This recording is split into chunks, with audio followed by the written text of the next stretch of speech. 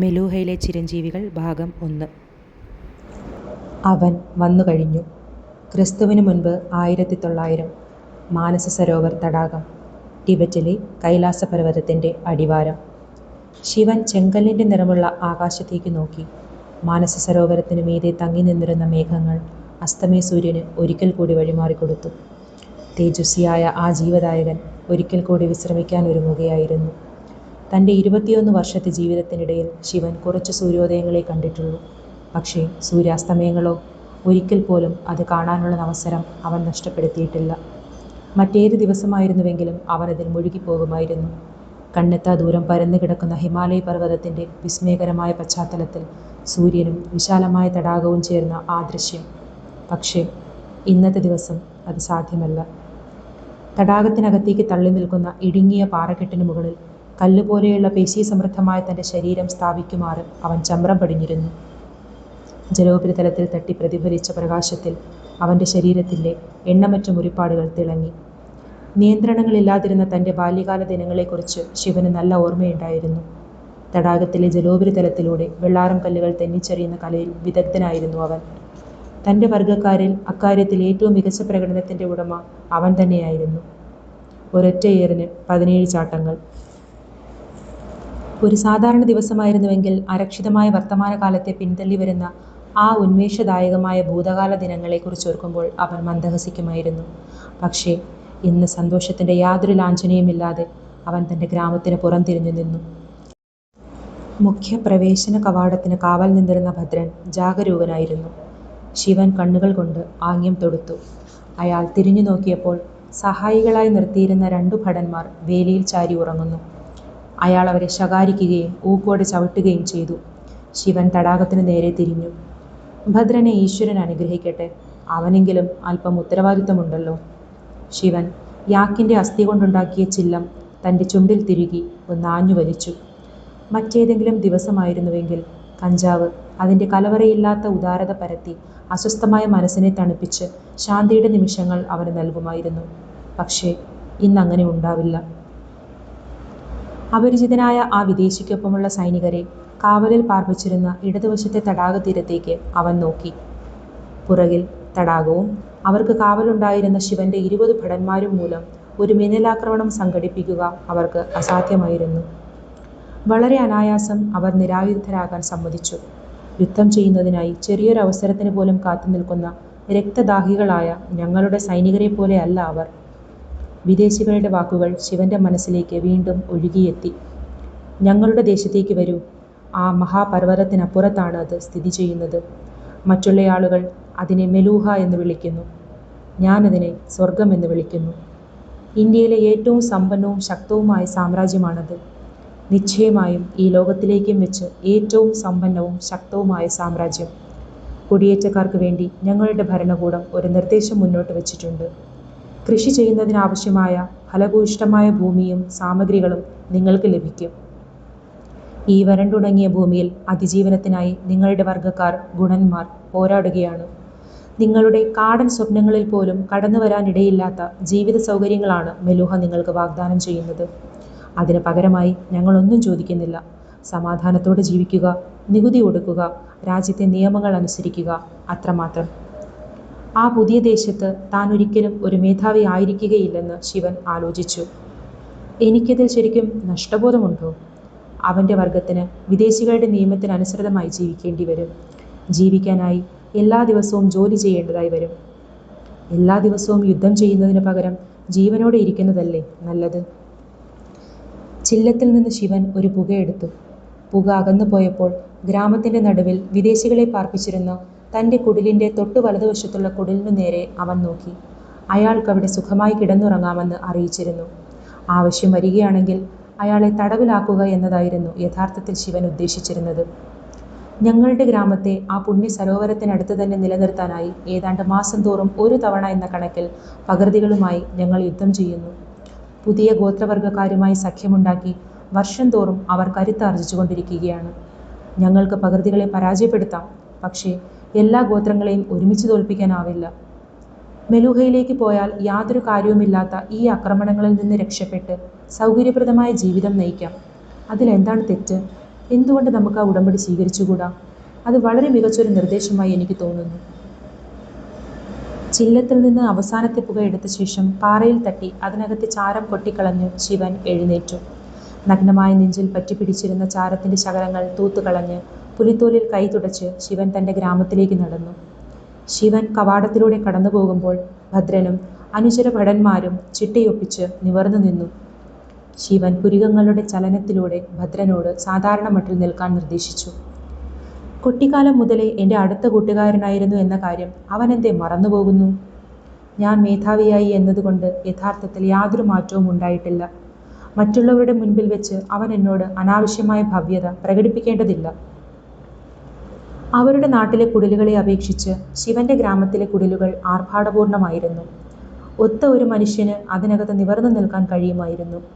പ്രകൃതിക്ക് കീഴടങ്ങുന്നതിന് മുൻപ് 3 വർഷത്തോളം അതിനാ പരുക്കൻ മലങ്കാറ്റിനെ അതിജീവിക്കാനാവും. വിദേശ സഞ്ചാരി കിടന്നുറങ്ങിയിരുന്ന ആ കുടിലിന് നേർക്ക് നടന്നെടുക്കുന്നതിനിടയിൽ അവൻ കയ്യിലുണ്ടായിരുന്ന ചില്ലം തൻ്റെ കുടിലിനകത്തേക്കിട്ടു. തന്നെ ഒരു ഈടായി പിടിച്ചു വെച്ചിരിക്കുകയാണെന്നൊന്നും അയാൾക്ക് മനസ്സിലായിട്ടില്ല. അല്ലെങ്കിൽ നല്ല പെരുമാറ്റത്തെ സൃഷ്ടിക്കുമെന്നാണ് അയാൾ ധരിച്ചു വെച്ചിരിക്കുന്നത്. തൻ്റെ ഗുരു കൂടിയായ അമ്മാവൻ പറയാറുള്ളത് ശിവൻ ഓർത്തു. സമൂഹം എന്താണോ ചെയ്യാൻ പ്രചോദിപ്പിക്കുന്നത് അതാണ് ആളുകൾ ചെയ്യുന്നത്. സമൂഹം വിശ്വാസം പ്രചോദിപ്പിച്ചാൽ ആളുകൾ അത് വിശ്വസിക്കും. അപരിചിതരിൽ നിന്ന് ഏറ്റവും നല്ലത് മാത്രം പ്രതീക്ഷിക്കുവാൻ സ്വന്തം സൈനികരെ പോലും പഠിപ്പിക്കുന്ന മെലൂഹന്മാർ വിശ്വാസ്യത പുലർത്തുന്ന സമൂഹമായിരിക്കണം. സന്ദർശകനെ ഉറ്റുനോക്കിക്കൊണ്ടിരിക്കെ ശിവൻ പരുക്കൻ കുറ്റിരോമങ്ങൾ നിറഞ്ഞ തൻ്റെ താടിയിൽ ചൊറിഞ്ഞുകൊണ്ടിരുന്നു. തൻ്റെ പേര് നന്ദി എന്നാണ് അയാൾ പറഞ്ഞിരുന്നത്. ബോധം കെട്ടതുപോലെ കിടന്നുറങ്ങിയിരുന്ന ആ മെലൂഹന്റെ നിവർന്നു കിടക്കുന്ന ശരീരം കണ്ടപ്പോൾ അത് കൂടുതൽ ഭീമാകാരമാണെന്ന് ശിവന് തോന്നി. ഓരോ നിശ്വാസത്തിലും അയാളുടെ വിശാലമായ വയർ തുള്ളിക്കളിച്ചു. പൊണ്ണത്തടിയനാണെങ്കിലും അയാളുടെ ചർമ്മം നല്ല മുറുക്കമുള്ളതായിരുന്നു. കുട്ടിത്തം നിറഞ്ഞ അയാളുടെ മുഖം ഉറക്കത്തിൽ വായ അല്പം തുറന്നു പിടിച്ചതോടെ കൂടുതൽ നിഷ്കളങ്കമായി കാണപ്പെട്ടു. ഈ മനുഷ്യനാണോ ദൈവകൽപിതമായ ആ ലക്ഷ്യത്തിലേക്ക് എന്നെ നയിക്കാൻ പോകുന്നത്? അമ്മാവൻ പറഞ്ഞതുപോലുള്ള ആ നിയോഗം യഥാർത്ഥത്തിൽ എനിക്കുണ്ടോ? നിന്റെ നിയോഗം ഈ വിശാലമായ പർവ്വതങ്ങളെക്കാൾ വലുതാണ്. പക്ഷേ അതൊരു യാഥാർത്ഥ്യമാക്കി തീർക്കണമെങ്കിൽ ആ മഹാപർവ്വതങ്ങളെ തന്നെ നീ മറികടക്കണം. നല്ലൊരു നിയോഗം ഞാൻ അർഹിക്കുന്നുവോ? ആദ്യം വരുന്നത് എൻ്റെ ജനങ്ങളാണ്. മെലൂഹയിൽ അവർ സന്തുഷ്ടരായിരിക്കുമോ?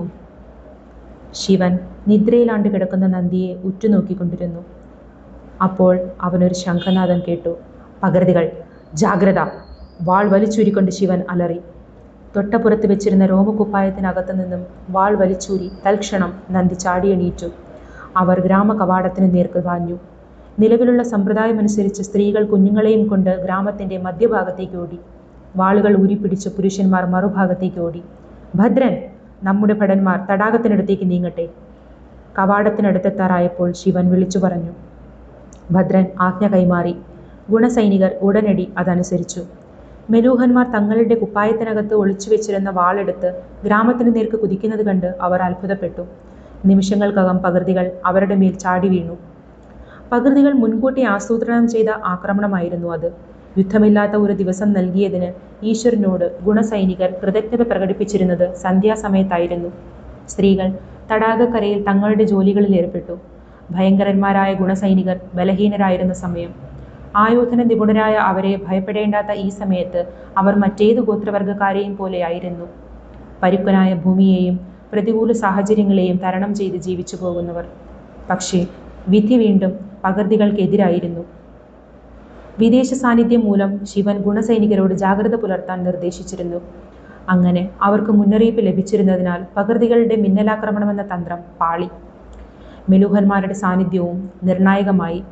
അത് ആ ചെറിയതെങ്കിലും നിഷ്ഠൂരമായ യുദ്ധത്തെ ഗുണന്മാർക്ക് അനുകൂലമാക്കി. പകർതികൾക്ക് പിന്തിരിഞ്ഞോടേണ്ടതായി വന്നു. മുറിവേറ്റ് ചോരയൊഴുകിയിരുന്ന ശിവൻ ആ യുദ്ധത്തിൻ്റെ അവസാനം തൻ്റെ ഭാഗത്തിന് സംഭവിച്ച നഷ്ടങ്ങൾ നിരീക്ഷിക്കുകയായിരുന്നു. 2 ഗുണസൈനികർ മരിച്ചുപോയിരുന്നു. അവർ ആ വംശത്തിൻ്റെ വീരനായകന്മാരായി ആദരിക്കപ്പെടും. പക്ഷേ അതിലും ഭയങ്കരമായത് 10ഓളം വരുന്ന സ്ത്രീകൾക്കും കുട്ടികൾക്കും മുന്നറിയിപ്പ് ലഭിച്ചത് വൈകിയാണെന്നതായിരുന്നു.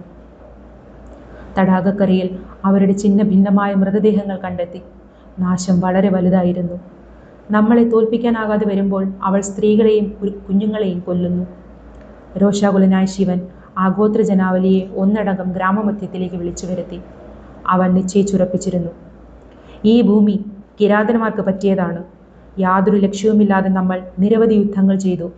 മലവർഗക്കാർക്ക് തടാകക്കരയിലേക്ക് പ്രവേശനം അനുവദിച്ചുകൊണ്ടുപോലും എൻ്റെ അമ്മാവൻ സമാധാനത്തിന് ശ്രമിച്ച കാര്യം നിങ്ങൾക്കറിയാമല്ലോ. പക്ഷേ ഈ നികൃഷ്ടന്മാർ നമ്മുടെ സമാധാനകാംക്ഷ ബലഹീനതയായി തെറ്റിദ്ധരിച്ചു. എന്താണ് തുടർന്ന് സംഭവിച്ചതെന്ന് നമുക്ക് ഏവർക്കും അറിയാം. യുദ്ധങ്ങളുടെ നിഷ്ഠൂരത ഒരു ശീലമായിരുന്നുവെങ്കിലും സ്ത്രീകൾക്കും കുഞ്ഞുങ്ങൾക്കും നേരെയുണ്ടായ അതിക്രൂരമായ ആക്രമണം അവരെ ഞെട്ടിച്ചു. ഞാൻ നിങ്ങളിൽ നിന്ന് ഒന്നും മറച്ചു വയ്ക്കുന്നില്ല. വിദേശികളുടെ ക്ഷണത്തെക്കുറിച്ച് നിങ്ങൾക്കറിയാമല്ലോ. നന്ദിയെയും മറ്റു മെലൂഹന്മാരെയും ചൂണ്ടിക്കാണിച്ചുകൊണ്ട് ശിവൻ തുടർന്നു. ഇന്ന് അവർ നമുക്കൊപ്പം തോളോട് തോൾ ചേർന്ന് യുദ്ധം ചെയ്തു. അവരെൻ്റെ വിശ്വാസം ആർജിച്ചിരിക്കുന്നു. ഞാൻ അവർക്കൊപ്പം മെലൂഹയിലേക്ക് പോകാൻ ആഗ്രഹിക്കുന്നു. പക്ഷേ ഇതെൻ്റെ മാത്രം തീരുമാനമായിക്കൂടാ. ശിവ, നീയാണ് ഞങ്ങളുടെ മുഖ്യൻ, ഭദ്രൻ പറഞ്ഞു. നിന്റെ തീരുമാനമാണ് ഞങ്ങളുടെ തീരുമാനം. അതാണ് ആചാരം. ഇത്തവണ അങ്ങനെയല്ല, ശിവൻ കൈ ഉയർത്തിപ്പിടിച്ചുകൊണ്ട് പറഞ്ഞു. ഇത് നമ്മുടെ ജീവിതം പൂർണ്ണമായി മാറ്റിമറിക്കും. ആ മാറ്റം നല്ലതിനാണെന്ന് ഞാൻ വിശ്വസിക്കുന്നു. എന്തായാലും അത് ദിവസേന നമ്മൾ നേരിടുന്ന നിരർത്ഥകമായ ആക്രമണങ്ങളെക്കാൾ മെച്ചപ്പെട്ടതായിരിക്കും. ഞാൻ എന്താണ് ചെയ്യാൻ ആഗ്രഹിക്കുന്നതെന്ന് നിങ്ങളോട് പറഞ്ഞു കഴിഞ്ഞു. എന്നാൽ പോകണോ വേണ്ടയോ എന്ന് തീരുമാനിക്കേണ്ടത് നിങ്ങളാണ്. ഗുണന്മാർ സംസാരിക്കട്ടെ. ഇത്തവണ ഞാൻ നിങ്ങളെ പിന്തുടരും. ഗുണന്മാർക്ക് അവരുടെ കീഴ്വഴക്കങ്ങളെക്കുറിച്ച് വ്യക്തമായ ധാരണയുണ്ടായിരുന്നു. എന്നാൽ ശിവനോടുള്ള ആദരവ് ആചാരങ്ങളുടെ മാത്രം അടിസ്ഥാനത്തിലുള്ളതായിരുന്നില്ല. അവൻ്റെ സ്വഭാവത്തെ കൂടി അടിസ്ഥാനപ്പെടുത്തിയുള്ളതായിരുന്നു. തൻ്റെ പ്രതിഭ കൊണ്ടും വ്യക്തിഗതമായ ധീരത കൊണ്ടും ഗുണന്മാരെ നിരവധി സൈനിക വിജയങ്ങളിലേക്ക് അവൻ നയിച്ചിട്ടുണ്ടായിരുന്നു. ഒരൊറ്റ ശബ്ദത്തിൽ അവർ പറഞ്ഞു, നിന്റെ തീരുമാനമാണ് ഞങ്ങളുടെ തീരുമാനം. ശിവൻ തൻ്റെ ഗോത്രത്തെയും പറിച്ചെടുത്ത് യാത്രയാരംഭിച്ചിട്ട് 5 ദിവസമായിരുന്നു. മെലൂഹയിലേക്കുള്ള വഴിയിൽ ഒരു പുള്ളി പോലെ കാണപ്പെടുന്ന ആ വലിയ താഴ്വരകളിലൊന്നിൻ്റെ ഇടുക്കിലാണ് ആ ഗോത്രസംഘം തമ്പടിച്ചത്. ഏകകേന്ദ്രീകൃതമായ 3 വൃത്തങ്ങളുടെ ആകൃതിയിലാണ് ശിവൻ ആ തമ്പ് രൂപപ്പെടുത്തിയിരിക്കുന്നത്. യാക്കുകളെ കെട്ടിയിട്ട് ഏറ്റവും പുറമേ ഒരു വൃത്തം തീർത്തു. അധിനിവേശക്കാർ കടന്നു കയറിയാൽ മുന്നറിയിപ്പ് നൽകുന്നതിനാണ് അങ്ങനെ ചെയ്തിരുന്നത്. ഒരു യുദ്ധമുണ്ടായാൽ പോരാടുന്നതിന് വേണ്ടി പുരുഷന്മാരെ അടുത്ത വൃത്തത്തിൽ പാർപ്പിച്ചു. ഏറ്റവും ഉൾഭാഗത്ത് അഗ്നികുണ്ഡങ്ങൾക്കരികെയായി സ്ത്രീകളെയും കുഞ്ഞുങ്ങളെയും പാർപ്പിച്ചു. ഒഴിവാക്കാനാവുന്നവർ ആദ്യം, പ്രതിരോധിക്കാനുള്ളവർ രണ്ടാമത്, പെട്ടെന്ന് വ്രണപ്പെടാവുന്നവർ ഏറ്റവും ഉള്ളിൽ. ഏറ്റവും നീചമായ അവസ്ഥ നേരിടാൻ തയ്യാറായി നിൽക്കുകയായിരുന്നു ശിവൻ. ഒരാക്രമണം ഉണ്ടാവുമെന്ന് തന്നെ അവൻ പ്രതീക്ഷിച്ചു. സമയത്തിൻ്റെ കാര്യം മാത്രമേ അറിയാനുണ്ടായിരുന്നുള്ളൂ. ഫലഭൂയിഷ്ഠമായ ഭൂമിയുടെ നിയന്ത്രണവും തടാകക്കരയിൽ സ്വതന്ത്രമായി താമസിക്കുവാനുള്ള അവസരം ലഭിക്കുന്നതിൽ പകർദികൾ ആഹ്ലാദവാന്മാരായിരിക്കാം. എന്നാൽ പകർദികളുടെ മേധാവി യാക്യ തങ്ങളെ സമാധാനത്തോടെ അവിടം വിട്ടുപോകാൻ അനുവദിക്കുന്നില്ലെന്ന് ശിവന് അറിയാമായിരുന്നു. പകർദികൾക്ക് വേണ്ടി ശിവന്റെ നേതൃത്വത്തിലുള്ള ഗുണഗോത്രവർഗത്തെ കീഴടക്കി അവരുടെ ഭൂമി കൈയടക്കിയെന്ന് അവകാശപ്പെട്ടുകൊണ്ട് തനിക്കൊരു ഇതിഹാസ പുരുഷനാകാൻ കഴിയുമെന്നതിലപ്പുറം മികച്ച ഒരു നേട്ടവും യാക്യ ആഗ്രഹിക്കുന്നില്ലായിരുന്നു. കൃത്യമായി പറഞ്ഞാൽ വിചിത്രമായ ഈ ഗോത്രവർഗ യുക്തിയെയാണ് ശിവൻ വെറുത്തിരുന്നത്. ഇങ്ങനെയുള്ളൊരു അന്തരീക്ഷത്തിൽ സമാധാനത്തിനുള്ള യാതൊരു പ്രത്യാശയുമില്ലായിരുന്നു. ശിവന് യുദ്ധത്തിൻ്റെ വിളി ഇഷ്ടമായിരുന്നു. യുദ്ധകലയിൽ അവൻ തിമിർത്താടി.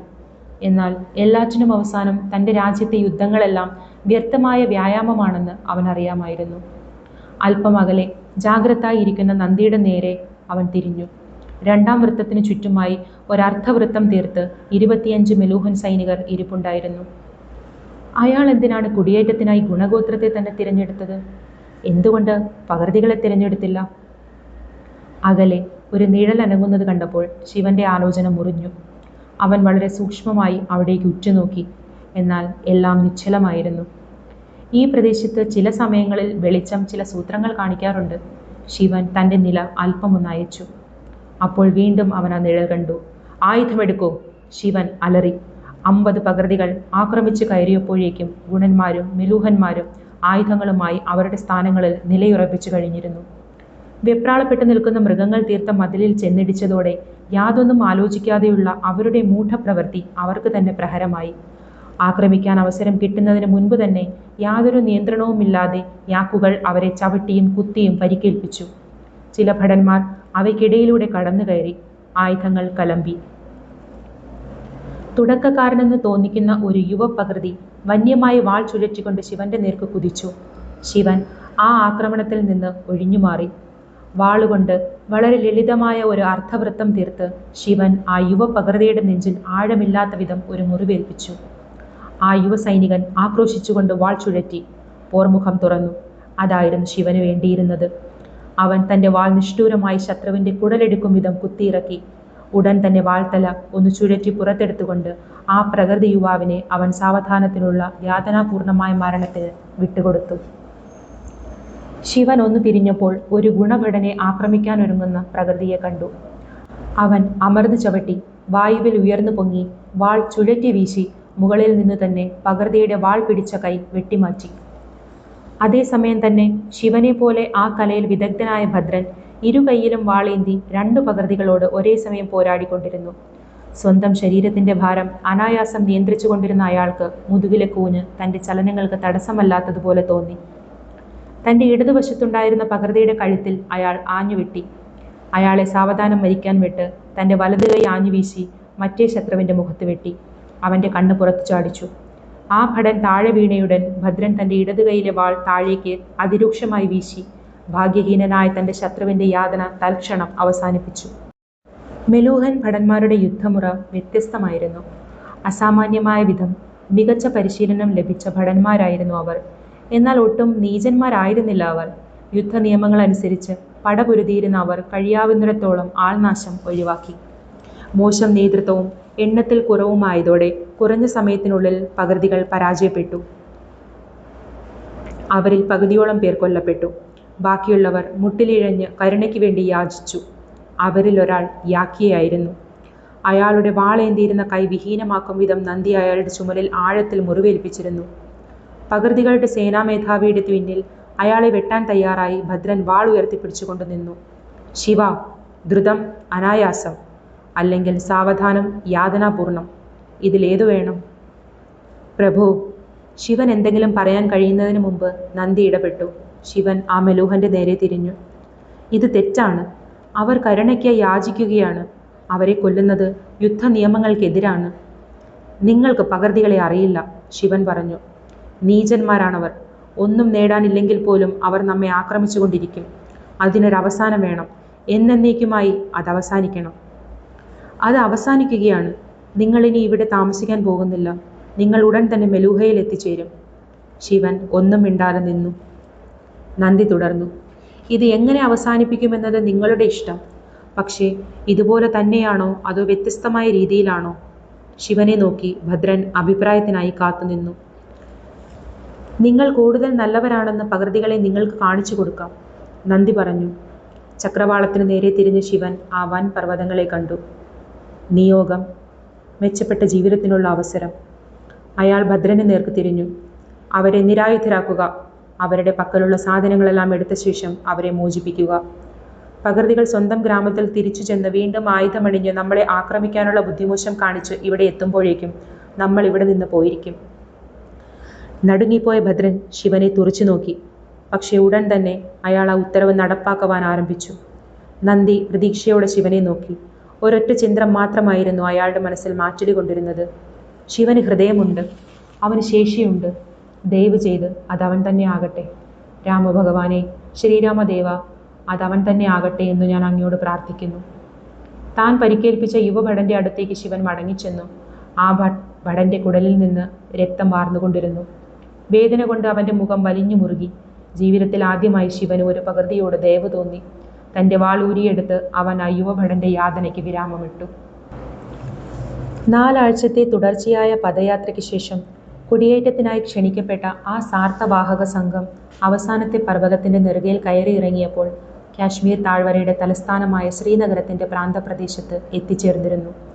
തന്റെ മികവുറ്റ ദേശത്തിന്റെ മഹത്വങ്ങളെക്കുറിച്ച് നന്ദി ആവേശപൂർവ്വം സംസാരിച്ചിരുന്നു.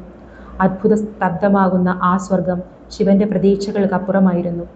നിശ്ചയമായും ഒരു പരദീസയായിരുന്ന ആ സ്ഥലത്തിന്റെ തനിക്കാഴ്ചയല്ലാതെ മറ്റൊന്നും അയാൾക്ക് സംതൃപ്തി നൽകുന്നില്ലായിരുന്നു. മെലൂഹ, നിർമ്മലമായ ജീവിത ഭൂമിക.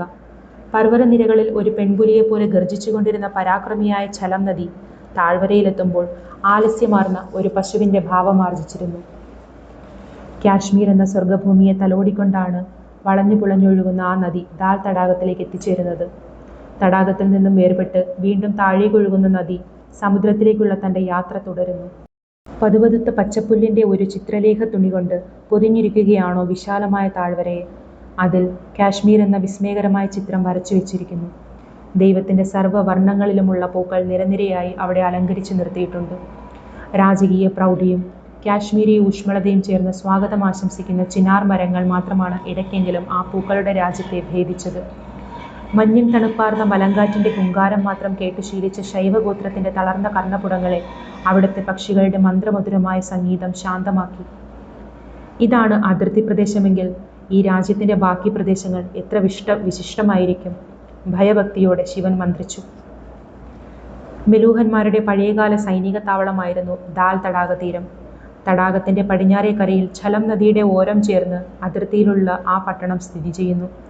ആ പട്ടണം പിന്നീട് അതിൻ്റെ അനാഡംബരമായ സീമകൾ ഭേദിച്ച് മഹത്തായ ശ്രീനഗരമായി വളർന്നു.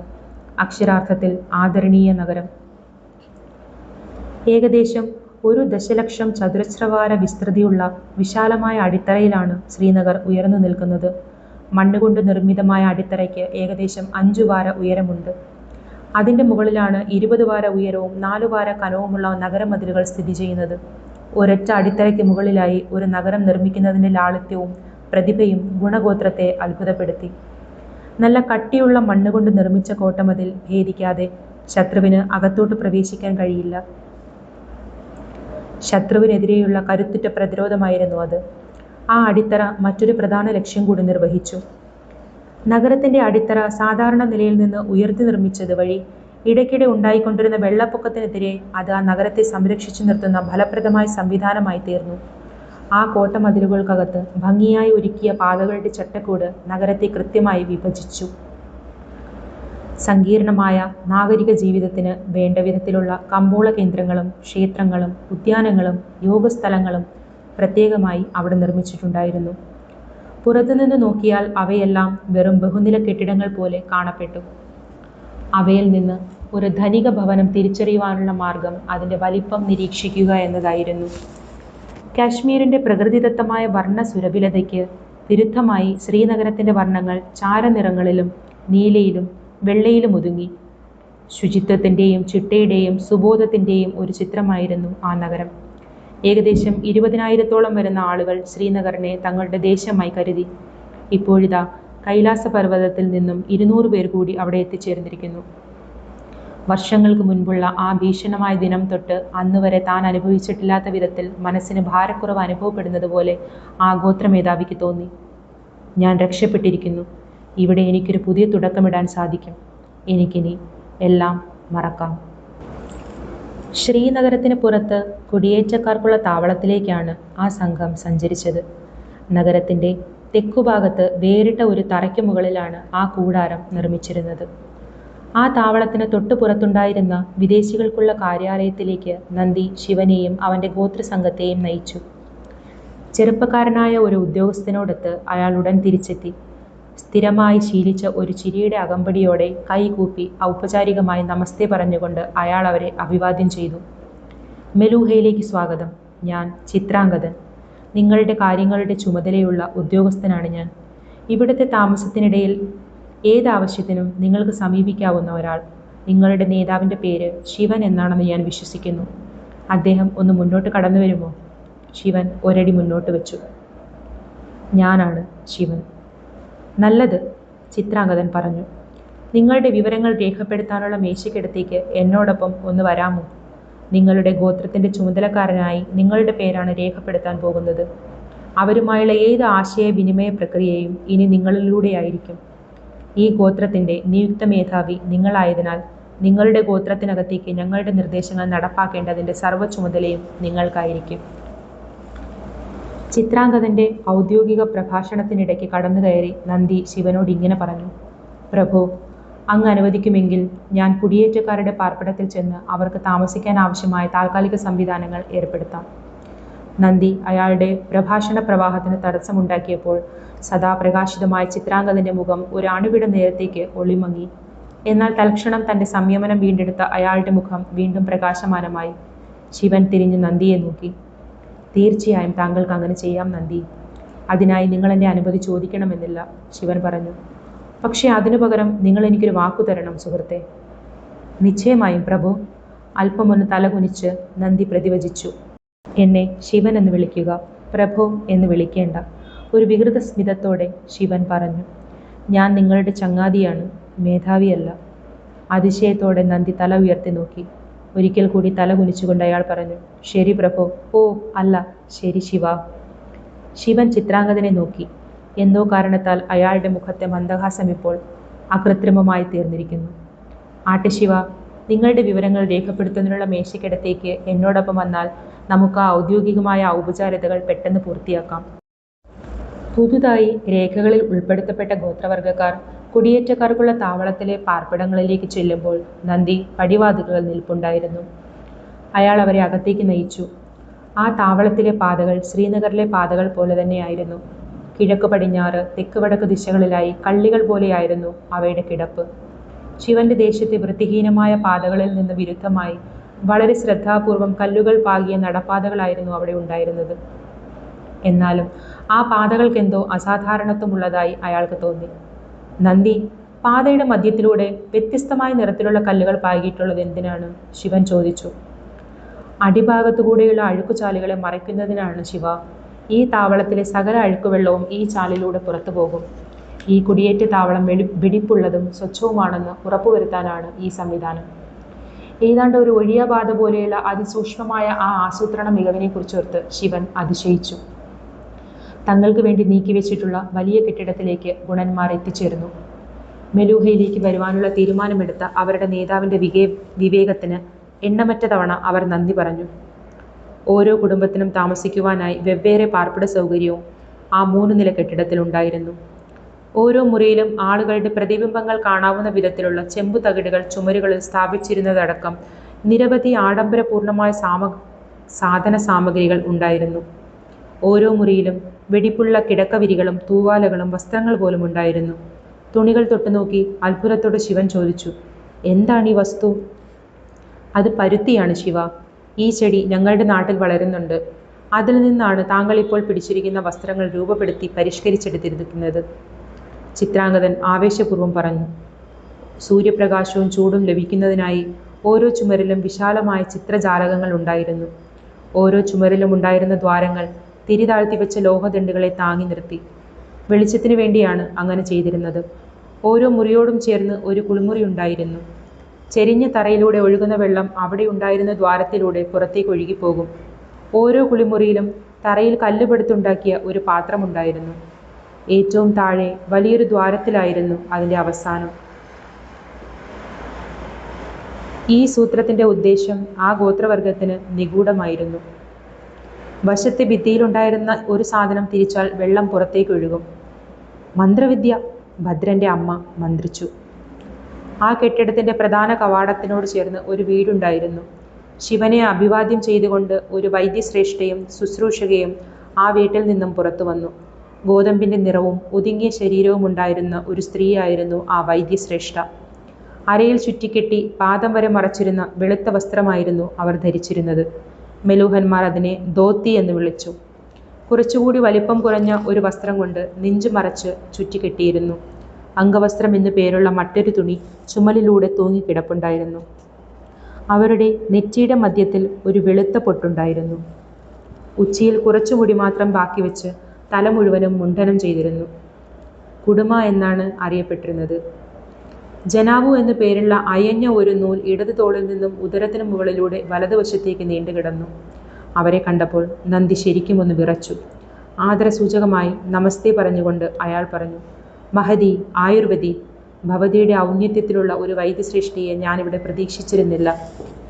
ആയുർവേദി നന്ദിയെ നോക്കി മന്ദഹസിച്ച് ഭവ്യതയോടെ നമസ്തേ പറഞ്ഞു. സേനാപതേ, പുറത്ത് നടന്ന് ജോലി ചെയ്യുന്നതിൽ നിന്ന് ലഭിക്കുന്ന അനുഭവങ്ങളാണ് നല്ലതെന്ന് ഞാൻ ഉറച്ചു വിശ്വസിക്കുന്നു. എൻ്റെ സംഘം എന്നെ കണിശമായി പിന്തുടരുന്നു. എങ്കിലും താങ്കളെ തിരിച്ചറിയാൻ കഴിയാഞ്ഞതിൽ എനിക്ക് വിഷമമുണ്ട്. നമ്മൾ മുൻപ് കണ്ടിട്ടുണ്ടോ? മഹതി, എൻ്റെ പേര് നന്ദി, പടനായകൻ, നന്ദി പ്രതിവചിച്ചു. നമ്മൾ മുൻപ് കണ്ടിട്ടില്ല. എങ്കിലും ഈ ദേശത്തെ ഏറ്റവും മികച്ച വൈദ്യശ്രേഷ്ഠിയായ ഭവതിയെ അറിയാത്തവരായി ആരുണ്ട്? പടനായകൻ നന്ദി.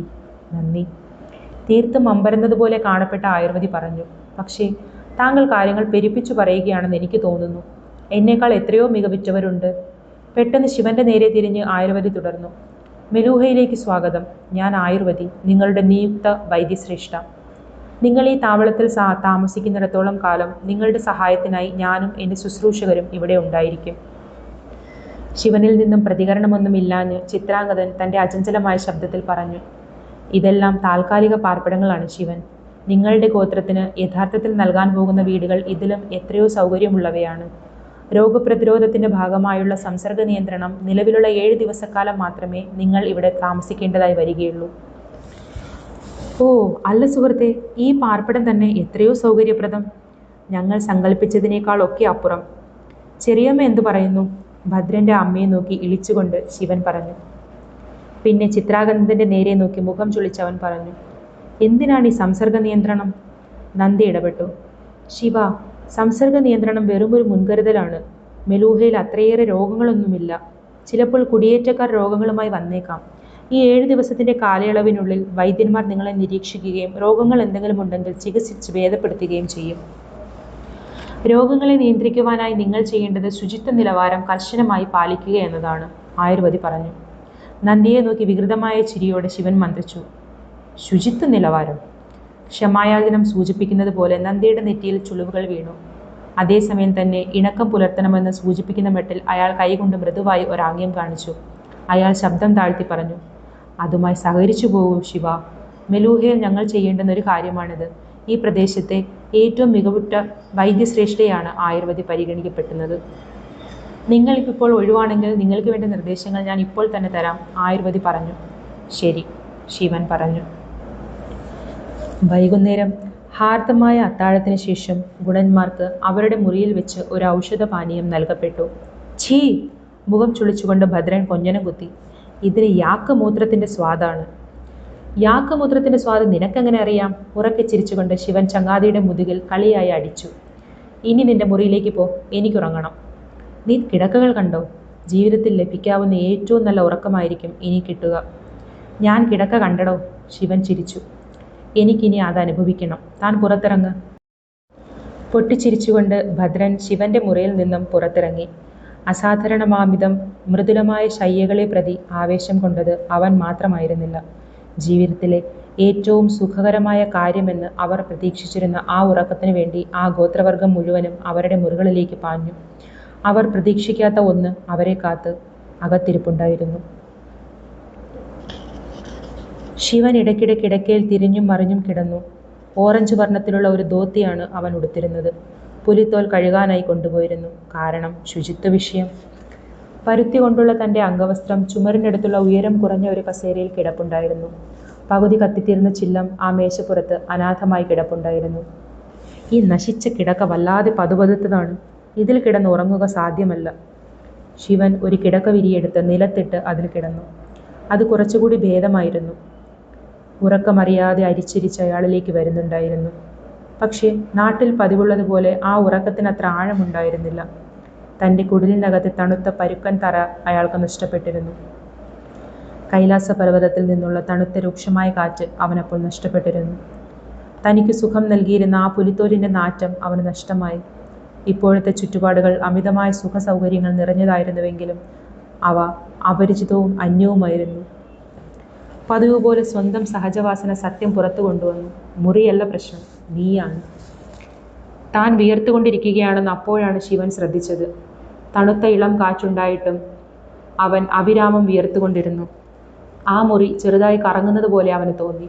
തൻ്റെ ശരീരം തന്നിൽ നിന്നും ആരോ പുറത്തേക്ക് വലിച്ചെടുക്കുന്നത് പോലെ അവൻ അനുഭവപ്പെട്ടു. കൊടും തണുപ്പ് കൊണ്ട് മരവിച്ച അവൻ്റെ കാൽവിരൽ തീയിൽ പെട്ടതുപോലെ തോന്നി. യുദ്ധത്തിൻ്റെ മുറിപ്പാടുകൾ നിറഞ്ഞ ഇടത് കാൽമുട്ട് പുറത്തേക്ക് നീണ്ടുവരുന്നതായി അവന് തോന്നി. തളർച്ചയും വേദനയും അനുഭവിക്കുന്ന തൻ്റെ പേശികളെ ഏതോ വലിയൊരു കൈ ഒഴിഞ്ഞു രൂപപ്പെടുത്തുന്നതായി അവൻ അനുഭവപ്പെട്ടു. മുൻപൊരു ദിവസം കുഴതെറ്റി കിടന്നിരുന്ന ഒരിക്കലും ഭേദമാകാത്ത അവൻ്റെ തോളല് ആ സന്ധിയുടെ പുനഃസംവിധാനത്തിൻ്റെ ഭാഗമായി പേശികളെ പിളർക്കുന്നത് പോലെ തോന്നി. ആ പേശികൾ അസ്ഥികളുടെ ദൗത്യത്തിന് കീഴടങ്ങുന്നതായി കാണപ്പെട്ടു. ശ്വസിക്കുന്നത് ഒരു അധ്വാനമായിരുന്നു. ശ്വാസകോശങ്ങളെ സഹായിക്കുവാനായി അവൻ വാ തുറന്നു. പക്ഷെ ആവശ്യമായ വായു അകത്തേക്ക് കടന്നു വന്നില്ല. ശിവൻ തൻ്റെ സർവ്വശക്തിയും എടുത്ത് ശ്രദ്ധാപൂർവം കഴിവതും വിസ്താരത്തിൽ വാ തുറന്നു പിടിച്ച് കഴിയാവുന്ന വിധത്തിൽ വായു ഉള്ളിലേക്ക് വലിച്ചു.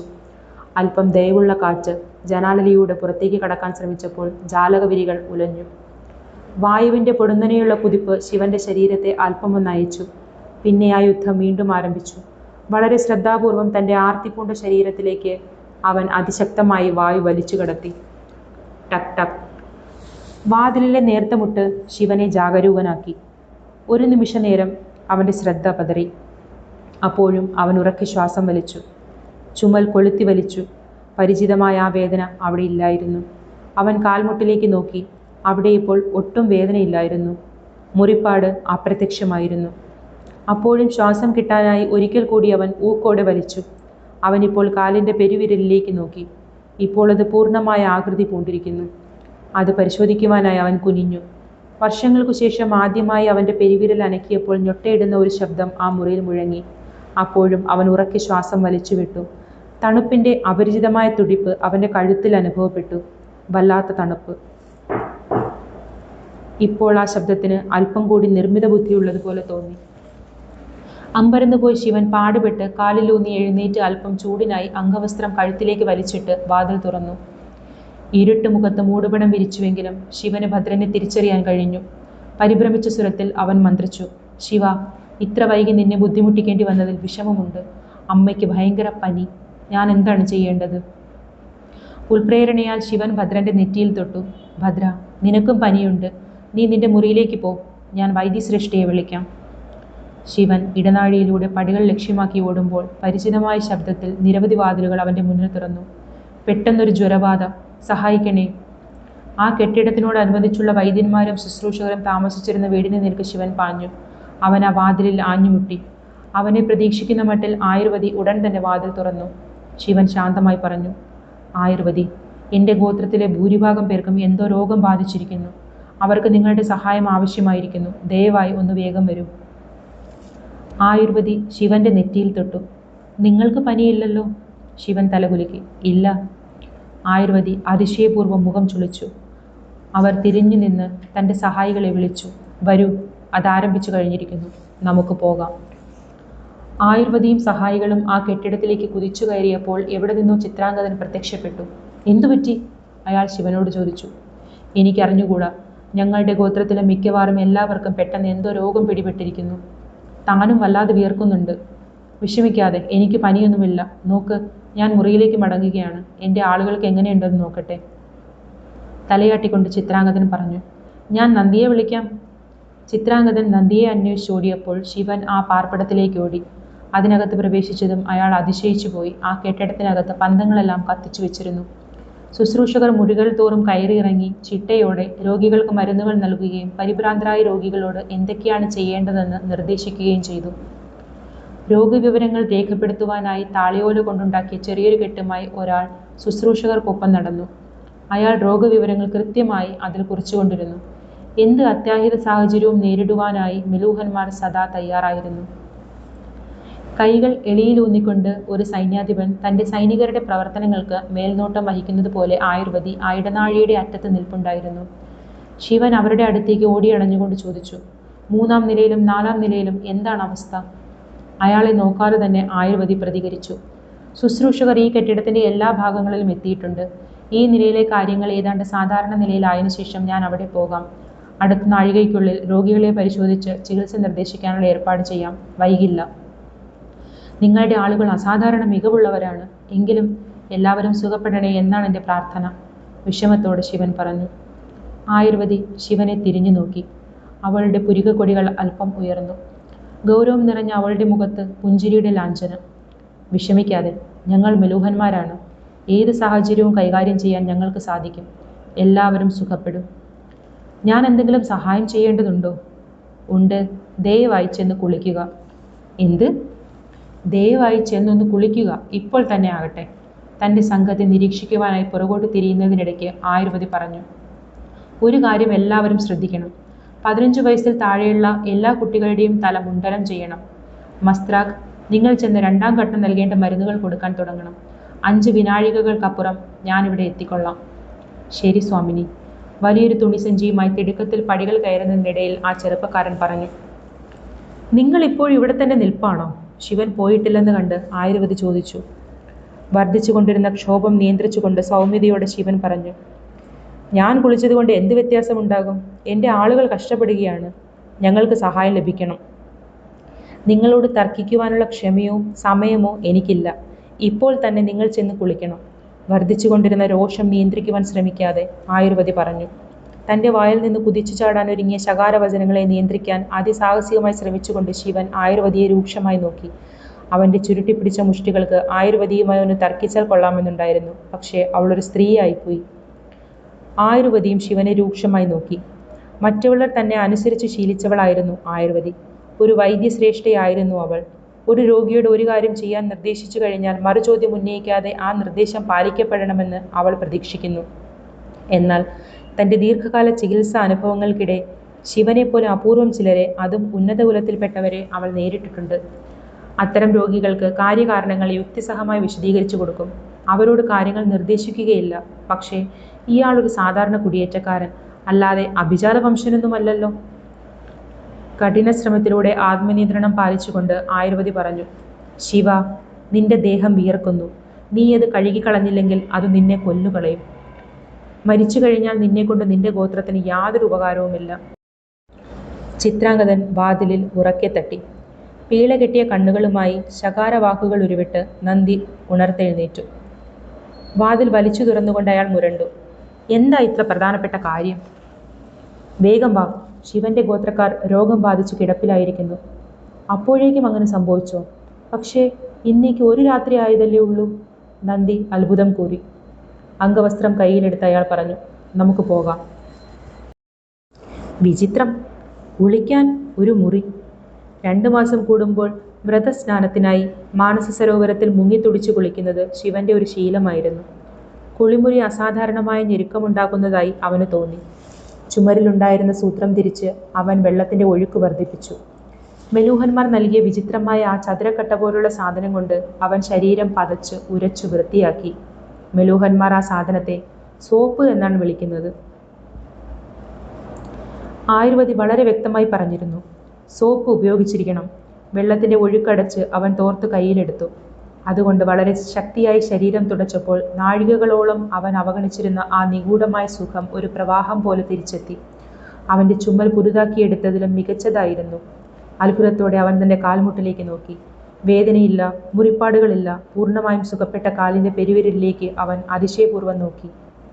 പരിക്കേറ്റിരുന്ന ദേഹഭാഗങ്ങൾ മാത്രമല്ല, തന്റെ ശരീരം അപ്പാടെ പുതുക്കിയെടുത്തതുപോലെ, എന്നത്തേക്കാളും ഉത്തേജനവും കരുത്തും ആർജിച്ചതുപോലെ അവന് തോന്നി. എങ്കിലും അവന്റെ കഴുത്തിന് അപ്പോഴും അസഹനീയമായ തണുപ്പ് അനുഭവപ്പെട്ടു. എന്ത് ദുർമന്ത്രമാണ് ഇവിടെ നടക്കുന്നത്? തിടുക്കത്തിൽ കുളിമുറിക്ക് പുറത്തു കടന്ന് അവൻ പുതിയൊരു വസ്ത്രമെടുത്ത് ഉടുത്തു. വിഷാംശമുള്ള വിയർപ്പ് പുരണ്ട വസ്ത്രങ്ങൾ ഉടുക്കരുതെന്ന ആയുർവേദയുടെ നിർദ്ദേശം വീണ്ടും. കഴുത്തിൽ അല്പം ചൂട് പകരുന്നതിനായി അംഗവസ്ത്രമെടുത്ത് കഴുത്തിൽ ചുറ്റുമ്പോൾ വാതിലിൽ ഒരു മുട്ട് കേട്ടു. ആയുർവേദിയായിരുന്നു അത്. ശിവ, ദയവായി വാതിലൊന്ന് തുറക്കാമോ? നിനക്ക് കുഴപ്പമൊന്നുമില്ലല്ലോ എന്നൊന്ന് നോക്കുവാനാണ്. ശിവൻ വാതിൽ തുറന്നു. ആയുർവേദി അകത്ത് കടന്ന് ശിവന്റെ ശരീരോഷ്മാവ് പരിശോധിച്ചു. അത് സാധാരണ നിലയിലായിരുന്നു. ചെറുതായൊന്ന് തല കുലുക്കിക്കൊണ്ട് അവർ പറഞ്ഞു, നീ ആരോഗ്യവാനാണെന്ന് കാണുന്നു. നിന്റെ ഗോത്രവർഗക്കാർ അതിവേഗം രോഗവിമുക്തി നേടിക്കൊണ്ടിരിക്കുന്നു. കഷ്ടതകൾ അകന്നുപോയി കഴിഞ്ഞിരിക്കുന്നു. ശിവൻ നന്ദിപൂർവ്വം പുഞ്ചിരിച്ചു. നിങ്ങളുടെ ചികിത്സാ സംഘത്തിന്റെ ശേഷിയും കഴിവും മൂലമാണത് സാധ്യമായത്.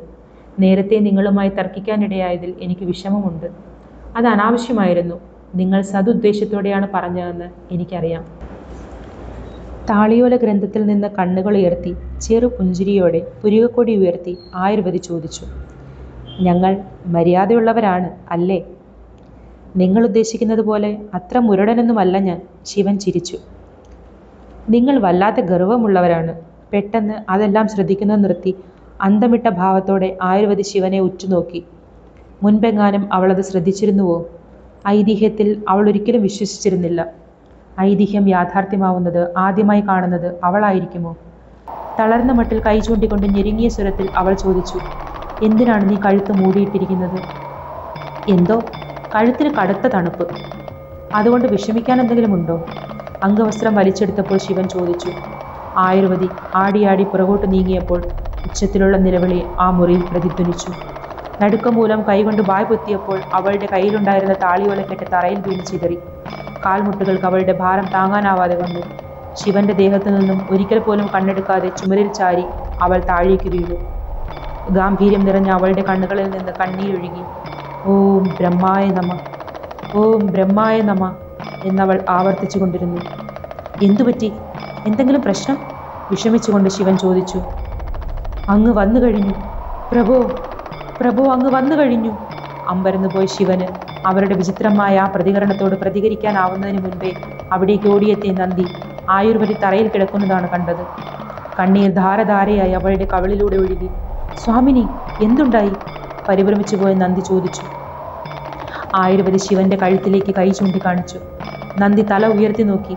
ആ കഴുത്ത് ഭീകരവും ദുരൂഹവുമായ ഉജ്ജ്വലവുമായ നീലവർണ്ണത്തിൽ തിളങ്ങി.